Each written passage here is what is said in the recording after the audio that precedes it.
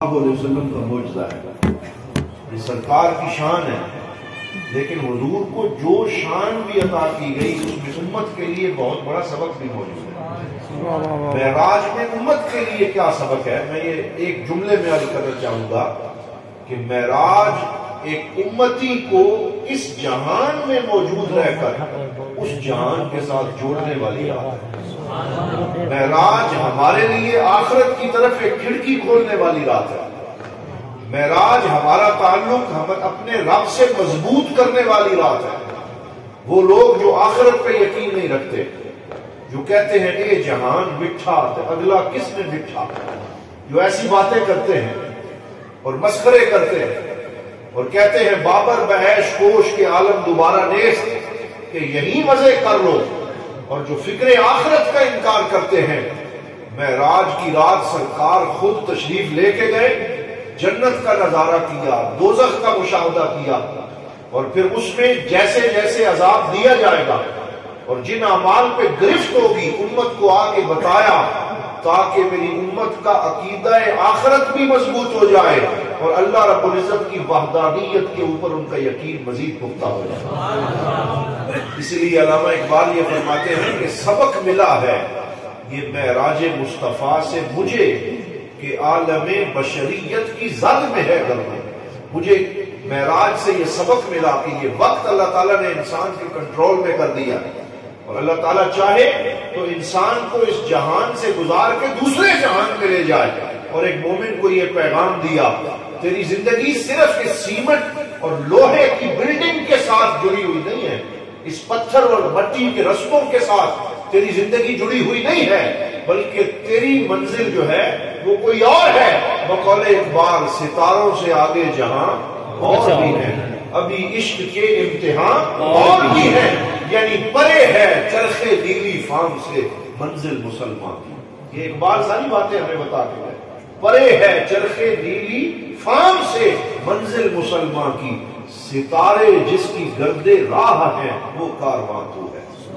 کہ ستارے بھی جس کے راستے میں گرد کی مانند ہیں۔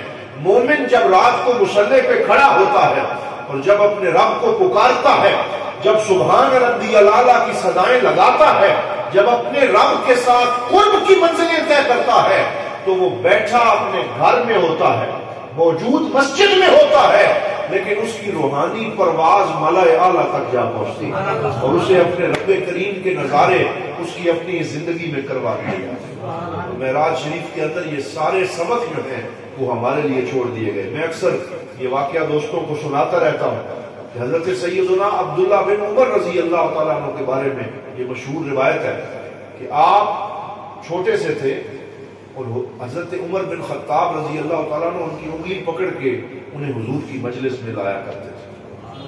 تو سرکار بیٹھے تھے، سارے صحابہ بیٹھے تھے، اور حضرت عبداللہ بن عمر بھی اپنے بابا جان کے ساتھ بیٹھے تھے۔ تو حضور صلی اللہ علیہ وسلم نے پوچھا من منکم دخل الجنہ، تم میں سے جنت میں کون داخل ہوا، کون جنت میں داخل ہوا؟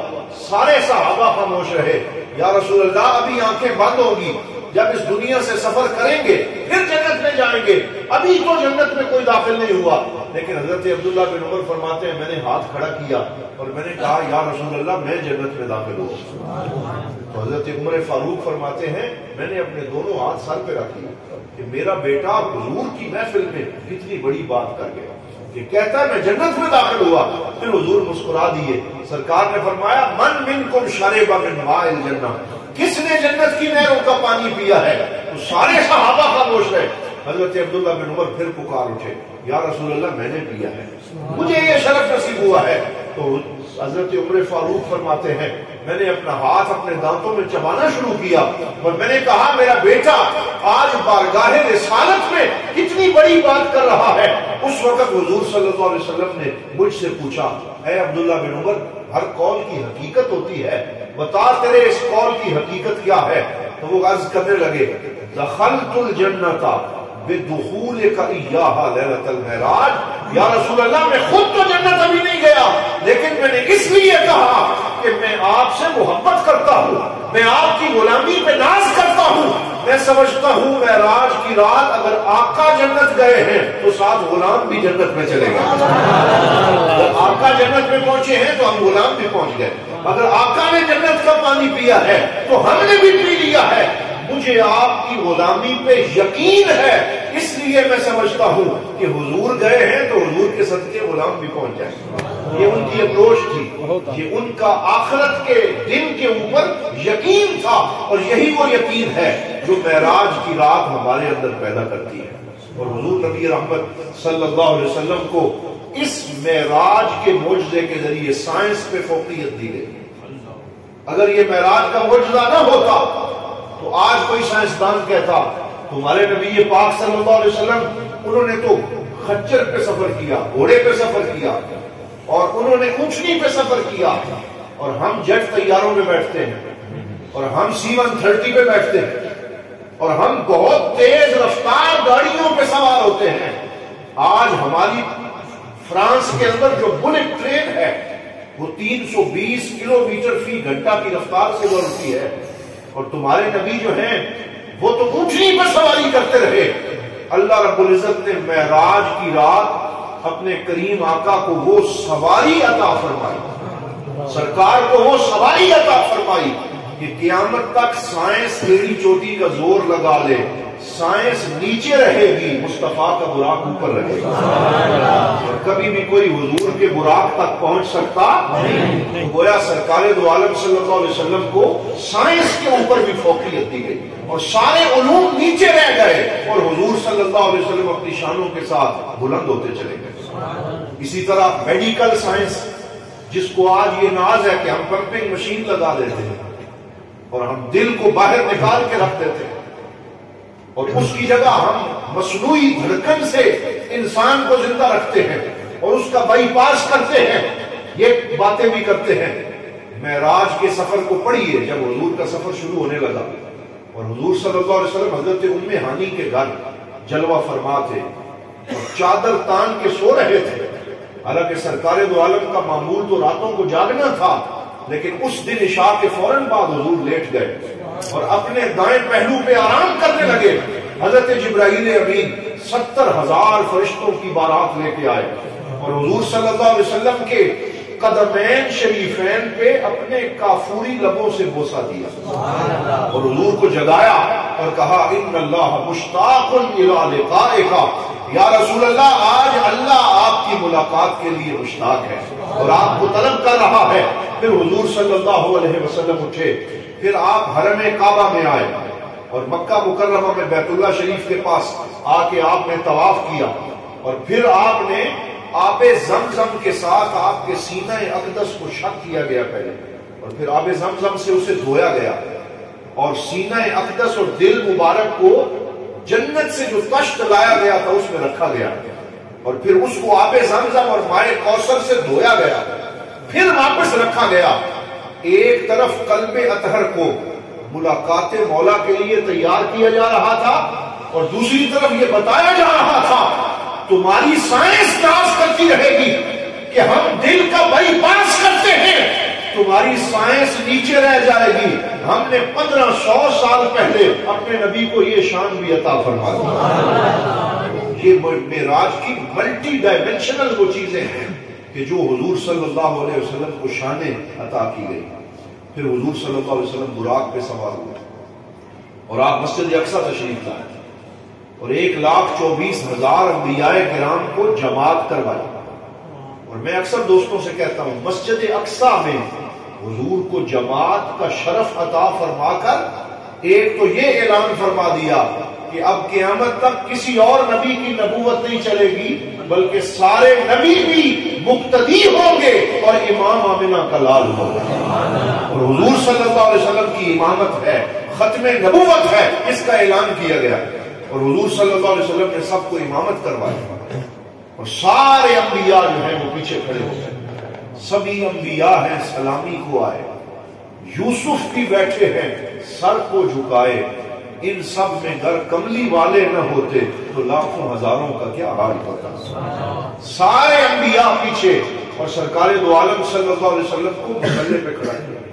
اور اس میں ایک اور اشارہ بھی کر دیا، وہ یہودی جو وہ جیوش جو کہتے ہیں مسجد اقصی ہماری ہے اور ہم اس پہ انہوں نے غاصبانہ قبضہ جما رکھا اور 1967 سے انہوں نے وہاں غاصبانہ قبضہ جمایا اور فلسطینیوں کو باہر نکالا اور چن چن کے انہیں شہید کیا اور ان کے بچوں کو زد و کوب کیا اور آج بھی وہ وہاں پہ یہ ظلم کر رہے ہیں۔ اللہ رب العزت نے معراج کی رات مسجد اقصی کے مشلے پہ حضور کو کھڑا کر کے پوری دنیا کے لیے یہ اعلان کر دیا کہ مکے کا امام بھی رسول اللہ ہے، مسجد اقصی کا امام بھی رسول اللہ ہے، اور مسجد اقصی بھی مسلمانوں کی ہے اور کعبۃ اللہ بھی بولیے کن کا ہے؟ مسلمانوں کا ہے۔ یہ مسلمانوں کو آفاقیت جو عطا کی گئی ہے وہ بھی شب معراج عطا کی گئی۔ پھر حضور صلی اللہ علیہ وسلم کے سامنے 2 پیالے پیش کیے گئے۔ یہ پوری میں بخاری شریف سے سفر معراج کی روایت پڑھ رہا ہوں، موجود ہے۔ 2 پیالے پیش کیے گئے، ایک پیالے میں دودھ تھا، دوسرے میں شراب تھا، خمر جسے کہتے ہیں۔ اور یا رسول اللہ آپ کے لیے یہ ہے، آپ کیا پسند فرمائیں گے؟ تو سرکار فرماتے ہیں میں نے دودھ کے پیالے کو اٹھایا، اسے پینا شروع کر دیا۔ تو حضرت جبرائیل امین نے عرض کیا اخترت الفطرۃ یا رسول اللہ واخترت العلم، آپ نے فطرت کو پسند کیا اور آپ نے علم کو پسند کیا اور قیامت تک کے لیے امت کو روڈ میپ دے دیا کہ جو دودھ کو شراب طہور سمجھ کے پیے گا وہ میرا غلام ہوگا اور جو شراب کو منہ لگائے گا اس کا محمد عربی سے کوئی تعلق نہیں ہوگا۔ اس کو حرام کر دیا، اس کو امت مسلمہ کے لیے ناجائز قرار دے دیا۔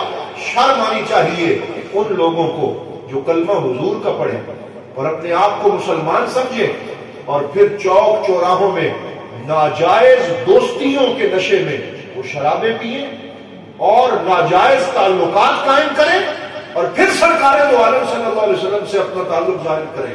حضور صلی اللہ علیہ وسلم قیامت کے دن جب آب کوثر کے جام پلا رہے ہوں گے، یہ خود حضور نے فرمایا، تو کچھ لوگوں کو لایا جائے گا، جب وہ میرے قریب آنا چاہیں گے فرشتے انہیں روک دیں گے، تو میں عرض کروں، میں انہیں کہوں گا اے فرشتوں میرے امتی ہیں انہیں آنے دو، تو وہ فرشتے عرض کریں گے یا رسول اللہ آپ کا جب وصال ہو گیا تو آپ کہ یہ جو لوگ ہیں کہ کلمہ تو آپ کا پڑھتے تھے لیکن انہوں نے ڈائریکشن چینج کر لی تھی، انہوں نے راستے بدل لیے تھے، اس لیے آج ان کو جام کوثر کا یہ جام آپ کے ہاتھوں سے عطا نہیں کیا جائے۔ تو اس لیے ہمیں یہ بھی سوچنا ہوگا کہ سرکار دو عالم صلی اللہ علیہ وسلم کے راستے پہ چلیں اور حضور نبی رحمت صلی اللہ علیہ وسلم کا راستہ اور جو تعلیمات سرکار عطا فرما کے گئے ہیں ان کے اوپر ہم ثابت قدم رہیں۔ اور پھر اتحاد کا درس ہے، یگانگت کا درس ہے، جب سارے نبی حضور کے پیچھے نماز پڑھ رہے ہیں تو آج ہم لوگ فرقوں میں کیوں بٹ گئے؟ چلے مسلمان اور یہودی اور عیسائی تو فرقہ ہیں کہ یہودیوں اور عیسائیوں نے اس دور میں اسلام کو چھوڑ دیا، لیکن ایک ہی نبی کا کلمہ پڑھنے والے فرقوں میں بٹ گئے اور انہوں نے ایک دوسرے پہ فتوے لگانے شروع کر دیے اور ایک دوسروں سے الگ اپنے دن منانے شروع کر دیے اور نفرتیں بڑھتی چلی جا رہی ہیں۔ ہمیں نفرتوں کے ان ماحول میں اتحاد اور یگانگت کے پیغام کو عام کرنا چاہیے اور آپس میں وحدت کے پیغام کو عام کرنا چاہیے۔ یہ بھی حضور نبی رحمت صلی اللہ علیہ وسلم کا درس معراج ہے۔ پھر حضور تشریف لے گئے اور ہر آسمان پہ ایک نبی سے ملاقات ہوئی اور یہاں بھی علامہ امام جلال الدین سیوطی نے ایک علمی نقطہ لکھا۔ وہ فرماتے ہیں کہ جب حضور مسجد اقصی میں پہنچے سارے انبیاء موجود تھے اور جب سرکار پھر براق پہ بیٹھے اور پہلے آسمان پہ پہنچے تو جو نبی مسجد اقصی میں موجود تھے وہ حضور سے پہلے آسمان پہ بھی موجود تھے، دوسرے پہ موجود تھے، تیسرے پہ موجود تھے۔ علماء نے سوال قائم کیا کہ کیا پھر انبیاء کی رفتار حضور کی رفتار سے بھی تیز ہو گئی کہ وہ پہلے جا پہنچے؟ تو اس کا جواب امام جلال الدین سیوطی نے جو دیا وہ کتنا خوبصورت ہے۔ کہا نبی نبوت کی رفتار سے جا رہے تھے اور حضور براق کی رفتار سے جا رہے تھے اور براق کی رفتار نبی کی رفتار سے تیز ہو سکتی نہیں، یعنی نبوت کی رفتار اور نبوت کو ملنے والی شانوں کا عالم کیا۔ اور حضور صلی اللہ علیہ وسلم ہر آسمان کے اوپر ایک جلیل القدر نبی نے حضور کا استقبال کیا۔ اور اسی طرح جب آپ 7ویں آسمان پہ پہنچے تو وہاں پہ بیت المعمور ہے. بولیے کیا ہے؟ بیت المعمور. یعنی نیچے جو خانہ کعبہ ہے بالکل اس خانہ کعبہ سے اوپر ایک نورانی بلڈنگ ہے جسے بیت المعمور کہا جاتا ہے. وہ نور کی دیواریں ہیں، اور جہاں نیچے مسلمان کعبۃ اللہ کا طواف کرتے ہیں بالکل اس کے اوپر بیت المعمور پہ فرشتے اس خانہ کعبہ کا طواف کرتے ہیں. تو جب وہاں حضور پہنچے تو دیکھا کہ حضور کے دادا جان خلیل اللہ حضرت سیدنا ابراہیم علیہ السلام بیت المعمور سے ٹیک لگا کے بیٹھے ہوتے. وہاں ملاقات ہوئی تو انہوں نے کہا مرحبا بالابن الصالح والاخ الصالح، میرے بیٹے اور میرا جو بھائی اور میرا بیٹا اور میرا پوتا آ گیا، میں اس کو مرحبا کہتا ہوں. اور پھر حضور کا استقبال کیا، حضور کو اپنے ساتھ بٹھایا اور گفتگو کی. تو اس وقت حضرت ابراہیم علیہ السلام نے سرکار دو عالم صلی اللہ علیہ وسلم سے فرمایا یا رسول اللہ، آپ جب واپس تشریف لے کے جائیں تو اپنی امت کو میرا سلام دینا کہ ابراہیم علیہ السلام تمہیں سلام دیتے تھے، اور ساتھ انہیں کہنا جنت کی مٹی بڑی زرخیز ہے اور اس کا پانی بڑا میٹھا ہے، اور اس میں اگر تم درخت لگانا چاہتے ہو تو اس کا طریقہ یہ ہے کہ تم پڑھا کرو سبحان اللہ والحمد للہ ولا الہ الا اللہ واللہ اکبر ولا حول ولا قوت الا باللہ العلی العظیم. یہ معراج کا تحفہ ہے جو حضرت ابراہیم علیہ السلام نے رسول اکرم صلی اللہ علیہ وسلم کو عطا فرمایا، اور وہاں سے امت تک پہنچا. اور پھر آپ آگے تشریف لے گئے، جبرائیل امین پیچھے رہ گئے، براق پیچھے رہ گیا، رف رف پہ بٹھایا گیا، پھر وہ پیچھے رہ گیا، اور پھر اللہ رب العزت کی اسماء کے پردوں میں سے گزرتے ہوئے آپ حریم ناز تک پہنچے. اور حریم ناز تک کیسے پہنچے کہ آواز دی گئی کہ آپ کو نالین اتارنے کی اجازت نہیں ہے، بلکہ آج اللہ کا عرش بھی آپ کے نالین کے ساتھ آپ کی ملاقات کے لیے مشتاق. یعنی حضرت موسیٰ کو کہا گیا فخلا نالین، آپ اپنے جوڑے اتار کے آئیں، اور جب سرکار کی باری آئی تو فرمایا گیا کہ اب آپ اپنے نالین سمیت آئیں. یہ حضور صلی اللہ علیہ وسلم کو وہاں شان عطا فرمائی. اور پھر اللہ رب العزت اپنے نبی سے ہم کلام ہوا اور راز و نیاز کی وہ گفتگو ہوئی جسے فَأَوْحَى إِلَىٰ عَبْدِهِ مَا أَوْحَىٰ کے پردے میں بیان کر دیا گیا، اور اس میں نماز کا تحفہ امت کو معراج کی رات دیا گیا. وہ امتی کہ جو نماز سے عاری ہو جائیں اور نماز سے بھاگتے پھریں، تو انہوں نے بھی معراج کے اس تحفے کو قبول نہ کیا، اس کا حق ادا نہ کیا.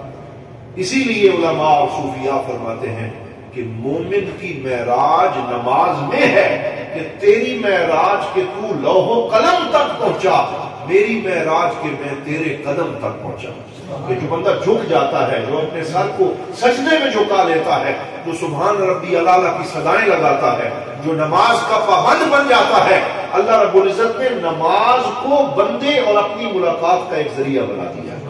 یہ معراج کی وہ لذت ہے جو ایک نمازی کو اگر وہ صدق کے دل کے ساتھ نماز پڑھے تو اسے مسجد میں اور مصلی کے اوپر محسوس ہوتی ہے. تو یہ معراج شریف کا جو وہ پیغام ہے، وہ سفر ہے جس کو انتہائی اختصار کے ساتھ اس میں سے چند باتیں میں نے آپ کے سامنے رکھی، اور اس کے ساتھ ساتھ میں دو باتیں مزید بھی عرض کرنا چاہتا ہوں.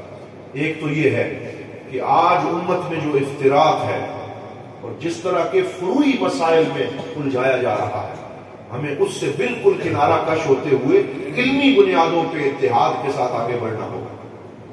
اور ہمارے ہاں مختلف صحابہ کرام رضوان اللہ تعالیٰ عنہم مجمعین کے بارے میں، مثال کے طور پہ 22 رجب حضرت سیدنا امیر معاویہ رضی اللہ تعالیٰ عنہ ان کے حوالے سے بھی دن ہے، یہ ان سے دن منسوب ہے، ان کا یوم وصال ہے. اور اسی طرح حضرت سیدنا امام جعفر صادق رضی اللہ تعالیٰ عنہ کے ساتھ بھی اس کی کوئی نسبت ہے. تو ہم ساری نسبتوں کا احترام کرتے ہیں، لیکن یہ جو اہل سنت والجماعت کے اندر ایک رسم شروع ہو گئی ہے کہ جو کچھ اہل تشیع کرتے ہیں یا روافض کرتے ہیں انہی کو اپنے گھروں میں شروع کر دینا، کہ وہ کنڈے پکاتے ہیں تو ہم بھی کنڈے پکانا شروع کر دیں. آپ مجھے یہ بتائیں کہ یہ کون سے اسلام میں ہے، یہ کس کتاب میں لکھا ہوا ہے، یا کہاں سے یہ رسم مسلمانوں کے اندر آ گئی؟ یہ ہمارے ہاں یہ کوئی رسم نہیں. ہم یہ سمجھتے ہیں کہ ایصال ثواب جس دن بھی کیا جائے، جس طریقے سے بھی کیا جائے، اسے اس ایصال ثواب کو جائز ہے، بزرگوں کے لیے کرنا چاہیے. حضرت امام جعفر صادق رضی اللہ تعالیٰ عنہ کی روح کو کیا جائے، وہ اہل بیت کے عظیم امام ہیں، لیکن کوئی ایسی رسم نہ بنائی جائے کہ جو رسم ہمیں کسی خاص مسلک کے ساتھ خاص کرے. دیگر تمام مسالک کا ہم احترام کرتے ہیں، لیکن اس احترام کا یہ بالکل بھی تقاضا نہیں ہے کہ آپ اس احترام کی خاطر اپنا مسلک چھوڑ کے باؤنڈریز عبور کر لیں. آج کل ایک اور رسم جو بنتی چلی جا رہی ہے، ہمارے اہل سنت والجماعت کے کچھ گھروں نے اپنے چھتوں کے اوپر کالے جھنڈے لگانا شروع کر دیے. جب ان سے کہا جائے بھائی تم کالے جھنڈے کیوں لگاتے ہو، وہ کہتے ہیں جی ہم محبت میں لگاتے ہیں. وہ بھائی یاد رکھو، محبت اپنی شرطوں پہ نہیں کی جاتی، جیسے سرکار دو عالم صلی اللہ علیہ وسلم نے فرمایا ویسے محبت کی جاتی ہے. مجھے کوئی ایک حدیث کوئی بندہ دکھائے کہ سرکار نے فرمایا ہو کہ اپنے گھروں پہ کالے جھنڈے لگاؤ. یہ کل ہی مجھ سے ایک دوست نے سوال کیا، اس لیے میں آج اس کی یہاں وضاحت کر رہا ہوں. حضور صلی اللہ علیہ وسلم نے حالت امن میں اپنے گھر پر کوئی جھنڈا استعمال نہیں فرمایا. یہ بات یاد رکھو، یہ میں اپنے مسلک کے بھائیوں کے لیے کہہ رہا ہوں، کسی دوسرے پہ اعتراض نہیں کرتا. کوئی اپنے مسلک کے مطابق لگاتا ہے ضرور لگائے، لیکن کم از کم اہل سنت والجماعت کے ہمارے بھائی، ان کی شناخت اپنی ہونی چاہیے، ان کی وردی اپنی ہونی چاہیے، ان کی پہچان اپنی ہونی چاہیے. حضور ضیاء الامت رحمۃ اللہ تعالی علیہ فرماتے تھے اپنے مسلک کو چھوڑنا نہیں اور کسی کے مسلک کو چھیڑنا نہیں. ہم کسی کو کچھ نہیں کہتے، لیکن اپنے بھائیوں سے تو یہ کہہ سکتے ہیں کہ بھائی یہ سیاسی طور پہ ہی آپ دیکھ لیں کہ ایک آدمی جو ہے وہ کہے جی میرا فلاں جماعت سے تعلق ہے اور جھنڈا کسی اور جماعت کا لگا لے، یہ تو وفا نہیں ہوتی. تو اہل سنت والجماعت کی اپنی پہچان اور شناخت ہے، اس پہچان اور شناخت کو چھوڑ کر کوئی اور جھنڈا لگا لینا یہ بالکل درست نہیں. اور کوئی بندہ اہل سنت والجماعت کا مجھے یہ ثابت کر کے دکھائے کہ حضور صلی اللہ علیہ وسلم نے فرمایا ہو کہ تم اپنے گھروں پہ کالے جھنڈے لگاؤ یا کالا جھنڈا لگانے سے کوئی برکت ہوگی، کوئی ایک ایسی روایت کوئی بندہ نہیں دکھا سکتا. یہ میری ویڈیو کو ریکارڈ ہو رہی ہے، میں چیلنج کرتا ہوں. اس لیے پختہ ہو جائیں. ہاں یہ بات ضرور ہے، سرکار دو عالم صلی اللہ علیہ وسلم نے جنگ کے دوران مربع شکل کا کالا جھنڈا جنگ کے دوران استعمال فرمایا اور سفید جھنڈا بھی استعمال فرمایا. تو حالت جنگ میں جھنڈے استعمال ہوتے ہیں، حالت امن میں جھنڈے استعمال نہیں ہوتے. ہاں اگر آپ نے جھنڈا لگانا ہے تو گنبد خضرا کے ساتھ نسبت کرتے ہوئے سبز جھنڈا، سبز پرچم اپنے گھر پہ لگائیں جس پہ لکھا ہوا ہو الصلاۃ والسلام علیک یا رسول اللہ. وہ جھنڈا ہے جو پوری امت کو جمع کرتا ہے. باقی اہل بیت اطہار سے محبت کالے جھنڈے لگا کے نہیں ہوتی، بلکہ اہل بیت اطہار سے محبت حضور کی آل پہ درود پڑھنے سے. درود پڑھنا اور سیدہ طیبہ طاہرہ صلوات اللہ علیہا کا نام لے کے اپنے گھر میں نیاز پکانا اور مولا علی شیر خدا کے نام کے نعرے لگانا اور امام حسن اور امام حسین رضی اللہ تعالیٰ عنہ کی شہادت پہ آنسو بہانا اور امام حسنین کریمین رضی اللہ تعالیٰ عنہما ان کا ذکر اپنے بچوں کو یاد کروانا اور انہیں بتانا کہ حضور کیسے اپنے نوازوں سے پیار کرتے تھے اور انہیں سجدے کی حالت میں اپنی پشت پہ بٹھاتے تھے اور انہیں اپنی زبان مبارک چساتے تھے اور انہوں نے کیسے شہادت دی ہے، ہم وہ سب بیان کرتے ہیں. ہم اہل بیت اطہار کے نوکر ہیں، لیکن میری اس پوائنٹ کو سمجھنے کی کوشش کریں کہ ہماری اپنی ایک شناخت ہے اور اپنی شناخت کو چھوڑنے والا بھی اپنے مسلک کا وفادار ہو سکتا نہیں. بس یہ بات میں آپ کو سمجھانا چاہتا ہوں. اس کو آگے پروموٹ کریں، اس کو لوگوں کو بتائیں. اب خواہ مخواہ لوگوں کو یہ کہنا شروع کر دیا کہ اگر تم جی کالا جھنڈا لگاؤ گے، سنیوں کو، میں سنیوں کی بات کروں، اگر کالا جھنڈا لگاؤ گے تو جی تمہارا بچہ بیمار ہو تو ٹھیک ہو جائے گا، اور اگر نہیں لگاؤ گے تو جناب فلاں ہو جائے گا. یہ بدشگونی ہے. بولو کیا ہے یہ؟ بدشگونی، یہ ظن و تخمین ہے، اور یہ ایسا ظن اور گمان رکھنا گناہ ہے. شفا دینے والا اللہ ہے، اور اللہ رب العزت اپنے نبی پاک کے درود کی برکت سے اور بندے کے صحیح اعتقاد اور یقین کی برکت سے اسے شفا دیتا ہے. لہذا اپنے یقین اور اعتقاد کو پختہ رکھیں. اور اس طرح کا سوال مجھ سے دوست پوچھتے ہیں، اسی لیے آج میں نے اس جامع مسجد کے اندر اس کی وضاحت کر دی کہ اپنے مسلک کے جو مسلمات ہیں انہیں چھوڑنا نہیں، بلکہ ان کے اوپر ہمیں کاربند رہنا چاہیے. کیا ہے؟ یہ ایک سوال آیا ہے کہ سفر معراج کے حوالے سے سائنس مزید کچھ سوال کرتی ہے، برائے مہربانی ان کا تسلی بخش جواب عنایت فرمائیں۔ ایک قرہ نار ہے جہاں ہر چیز جل جاتی ہے، آپ وہاں سے کیسے گزرے؟ یعنی جہاں لوہا بھی پگھل جائے تو آپ سے کیسے گزرے وہاں سے اور واپس کیسے آئے؟ پھر ایک اور جہاں ہے جہاں آکسیجن نہیں تو آپ بغیر آکسیجن کے کیسے گئے؟ بات سن لیں، یہ لمبے چوڑے عقلی سوالات ہیں، بس اتنی بات اگر انسان کو یاد ہو جائے کہ ٹھیک ہے ایک قرہ نار بھی ہے اور آکسیجن بھی ہے اور کاربن ڈائی آکسائڈ بھی ہے اور سارے نظام اپنی جگہ موجود ہیں، لیکن حضور صلی اللہ علیہ وسلم خود نہیں گئے، حضور کو جو ذات لے گئی اس سارے نظام کو بنانے والی وہ خود سبحان اللہ سبحان اللہ لے گیا۔ اسی لیے قرآن حکیم میں اللہ نے یہ کہیں بھی نہیں کہا کہ اے نبی آپ کہہ دیجئے کہ میں گیا، بلکہ کیا کہا؟ سبحان الذی اسریٰ بعبدہ، پاک ہے وہ ذات جس نے سیر کروائی اپنے عبد خاص کو، جس کی کائنات ہے وہ جس کے لیے چاہتا ہے نظام کو بدل کے رکھ دیتا ہے۔ اب آپ اگر کہیں کہ جی اس کا قرآن سے اس کی کوئی دلیل لا دیں تو آئے میں آپ کو دلیل دیتا ہوں، اور اس کی دلیل قرآن سے یہ ہے۔ مجھے آپ یہ بتائیں کہ کیا اگر اسی وقت میں آپ کو یہ کہوں کہ ایوان صدر کے اندر صدر محترم کی جو کرسی رکھی ہوئی ہے وہ کوئی مجھے وہاں سے اٹھا کے مسجد کھجوری والی میں لا کے دکھائے، میں یہاں دیکھنا چاہتا ہوں، کوئی دکھا سکتا ہے؟ نہیں۔ اب آپ کہیں گے درمیان میں جناب 200 کلومیٹر کا سفر ہے اور پھر ریڈ زون ہے اور پھر وہاں بڑے سخت پہرے ہیں اور کوئی عام بندہ اندر جا نہیں سکتا اور پھر اس کرسی تک پہنچ نہیں سکتا اور پھر اس کو یہاں لا نہیں سکتا، اگر عقل سے دیکھو گے تو نہیں لا سکتے۔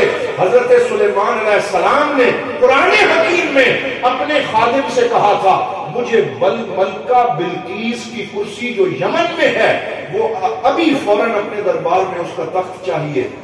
تو ایک جن نے کہا جناب مجھے اتنی دیر چاہیے کہ 2-3 گھنٹے جو آپ یہاں بیٹھے ہیں اتنی دیر میں لے آؤں گا، فرمایا نہیں یہ 3 گھنٹے بہت زیادہ مجھے جلدی چاہیے۔ تو قرآن کہتا ہے قال الذی عنده علم من الکتاب انا آتیک بہ قبل ان یرتد الیک طرفک، تو جس کے پاس کتاب کا تھوڑا سا علم تھا اس نے کہا یہ 3 گھنٹے جن کہتا ہے، میں نبی کا غلام یہ کہتا ہوں کہ مجھے صرف اتنا وقت دے دیجئے، آپ پلک جھپکیں گے ملکہ بلقیس کا تخت آپ کے سامنے موجود ہے۔ اللہ سبحان اللہ۔ آپ مجھے یہ بتائیں کہ اگر حضرت سلیمان علیہ السلام کا ایک غلام ملکہ بلقیس کا تخت اٹھا کر یمن سے پتہ نہیں کتنے 1000 کلومیٹر کی مسافت پلک جھپکنے میں سامنے رکھ سکتا ہے تو یہ ایک غلام کی طاقت ہے، اور اگر مولا اپنے نبی جو نبیوں کا سردار ہے انہیں یہ سفر کروانا چاہے تو مولا کی طاقت کا عالم کیا ہو۔